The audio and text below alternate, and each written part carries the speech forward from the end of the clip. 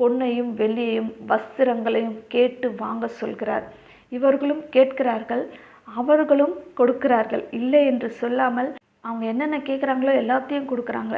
இந்தாங்க எல்லாவற்றையும் எடுத்துக்கொண்டு போங்க, நீங்கள் இங்கேருந்து கிளம்புனா போதும்னு சொல்லி எல்லாத்தையும் கொடுக்குறாங்க. பாருங்கள், இந்த ரட்சிப்பில் என்னென்ன அடங்கி இருக்கிறது என்று. கொடுமையிலிருந்து விடுதலை, அடிமைத்தனத்திலிருந்து மீட்பு, வெறுமையிலிருந்து ஆசீர்வாதம், வியாதியிலிருந்து விடுதலை.